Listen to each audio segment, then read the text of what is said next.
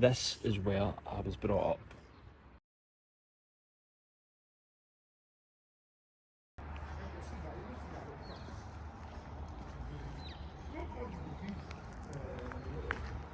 That's Maryhill Road. It's a very busy road, an absolute nightmare to get down because it's filled with traffic.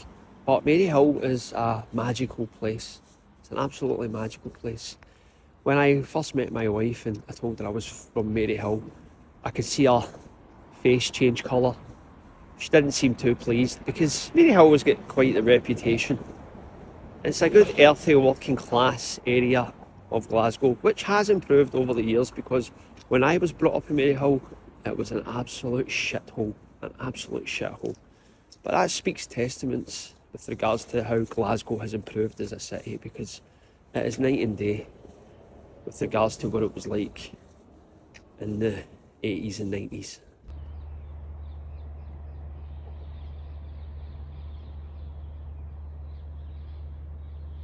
This area was called the Valley back in the 90s. I don't think it's called that anymore.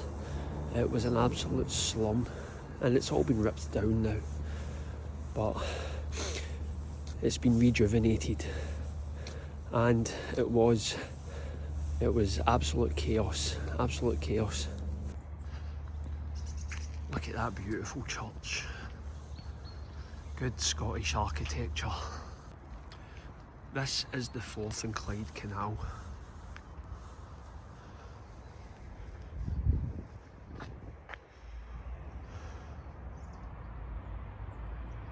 The Forth and Clyde Canal connects to the River Clyde and it goes all the way up to Falkirk, where you will find the Falkirk Wheel.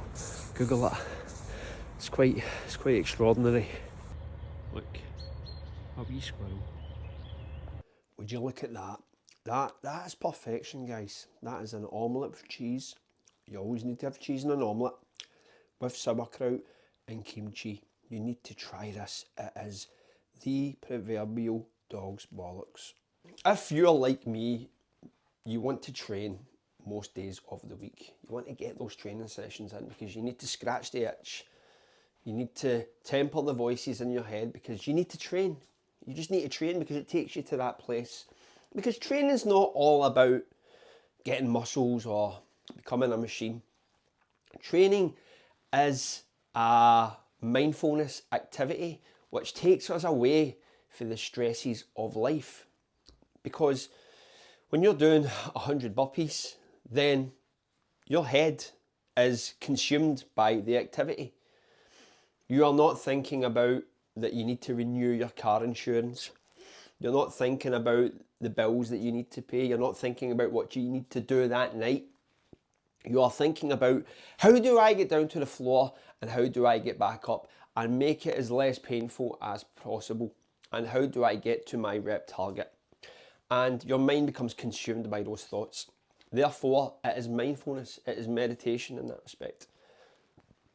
However, we need to look at training in another aspect, or we need to look at it through another lens, which is if we want to train on a daily basis, then we need to develop the work capacity to do so. And I understand that some people can only train 3 times a week, 2 times a week due to time constraints. However, we need to find a strategy which allows us to train on a daily basis, and that is making ample use of the time which makes itself available to us. Now, a strategy I used when I first started doing burpees was a microdosing strategy, which meant that when I had 10 minutes, I could do 100 squats. I could do 50 push-ups, I could do 20 burpees, and I just kept doing these small sessions and they kept me ticking over. But as I like to mention in all my videos, it is the chipping away strategy. It is slowly making those little chips, chip, and creating that statue over time. No one goes in and creates a work of art in 2 hours. It takes time. It took Michelangelo years to paint the ceiling of the Sistine Chapel. Therefore, what do you think that you can create in an hour? Nothing. Stress. But what do you think you can create over the months, over the years? You can create the Sistine Chapel. You need to eat sourdough bread with salted butter. It is possibly the greatest snack of all time. McDonald's coffee, the best pre-workout known to man. And one of the best coffees you can actually buy. I go to Starbucks and the coffees, it's a bit so-so. And then Costa, the coffee, it's nothing to get your nickels and a twist about. However, McDonald's coffee is cheap. It costs like £1.35 for a cup. And it's really good, it's really good. It's a really good coffee, and take this from a renowned coffee buff like myself.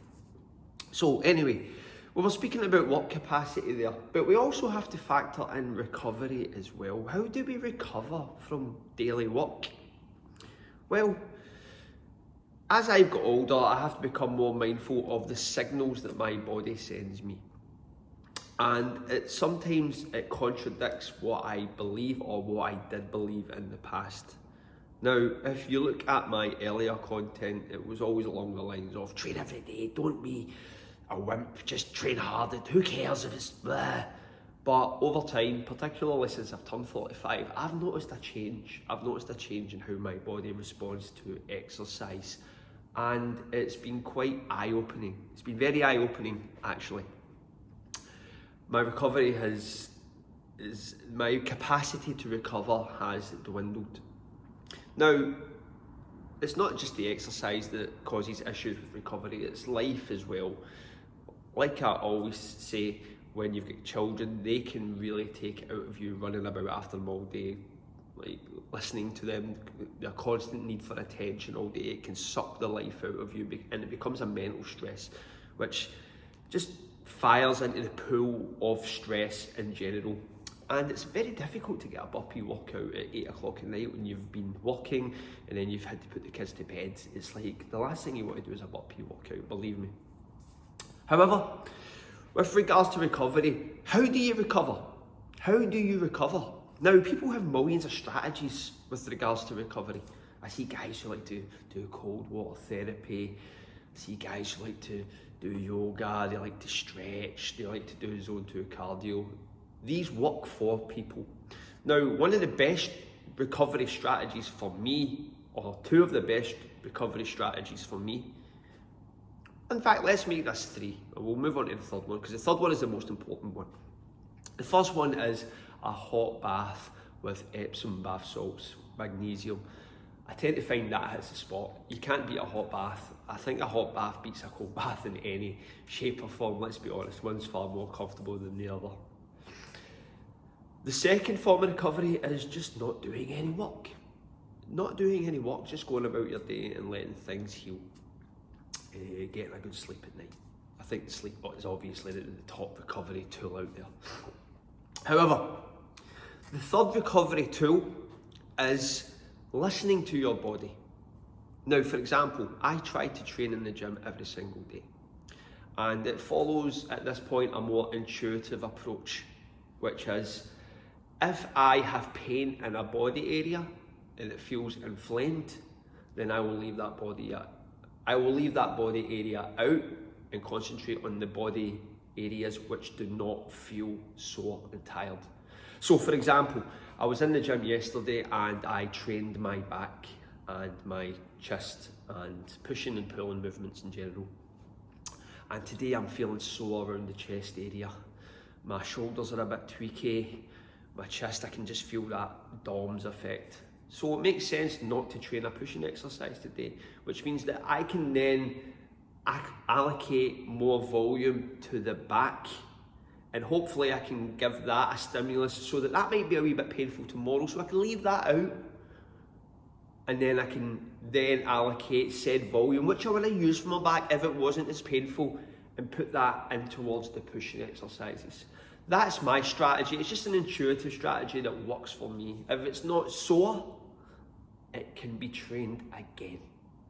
So with that in mind, I'm going to bust out a couple of reps today in the gym, and I will probably focus on pulling exercises, namely the seal row. I'll probably get a good few hard sets on that, and then I might do some quad work. I did my quads yesterday, but they still feel fresh. So let's begin.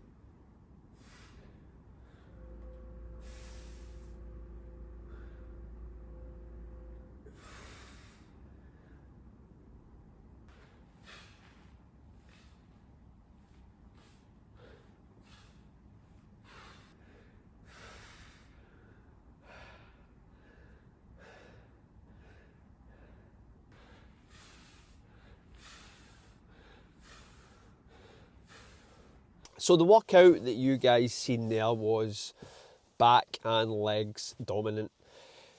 The seal rows are an absolute game changer. The reason being is that the stability is high and it also allows you to handle a free weight. Pulling heavy weight, good form, and it really hits the back hard. It's one of those exercises which you really don't see that much because I've rarely came across a gym with a seal row bench. However, it is an absolute game changer. If you have access to one, use it to your advantage. It is going to supplement your weighted chin-ups big time.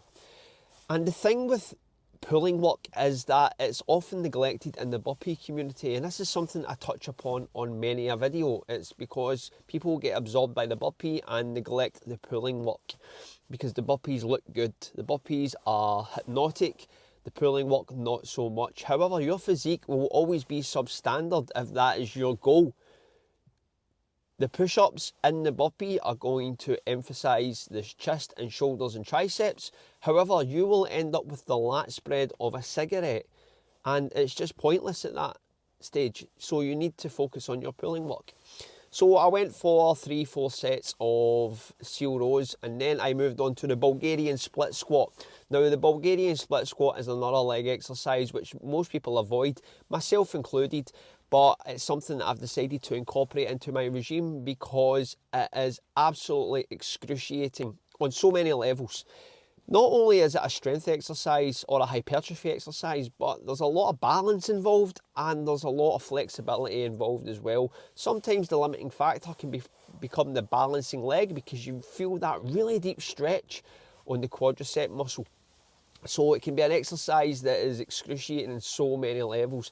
However, the gains are plentiful with this exercise. If it's got Bulgarian in the title, you know it's going to do some extreme damage. Look up the Bulgarian method for weightlifters for more clarity on that subject.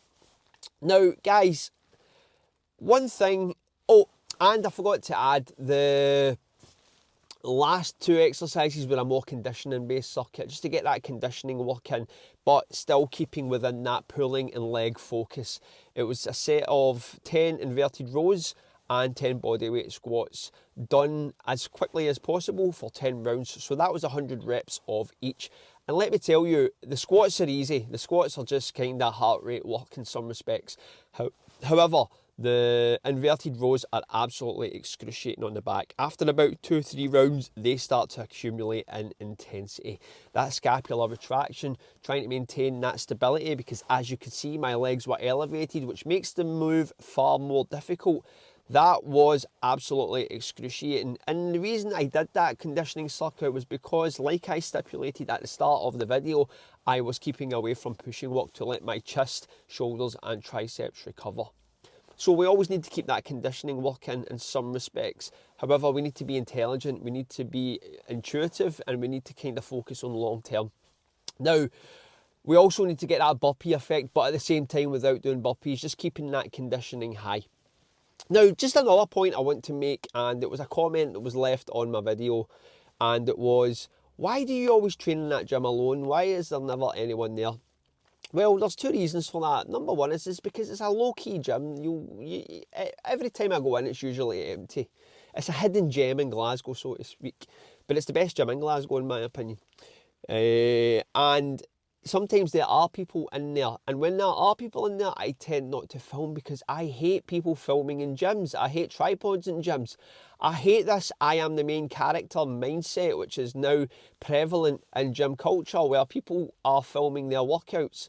And now, when I'm filming a workout, I'm doing it for you guys, ultimately. I'm not doing it for me because it detracts from the intensity of my workout to a certain degree. Because I need to set up the camera, I need to make sure the angles are right, I need to make sure it's aligned, I need to make sure my microphone's working. And it takes the fucking juice right out of the workout, man. It's hard going, and I don't know how people can take a camera into a gym and film. So the answer to that question is there are sometimes people there, and then I don't film, and most of the time it is empty. However, guys, that's me done for the day. Filming this video has been very taxing. This has been one of the hardest videos to film, but at the same time, hopefully it's contained some value for you guys, something that you can use to draw upon and utilise in your own experience, and continue your journey to getting jacked, to getting strong, to getting conditioned, and just becoming a better all-round burpee practitioner and bodyweight high rep practitioner. Anyway guys, listen, thank you for staying strong and thank you for staying conditioned.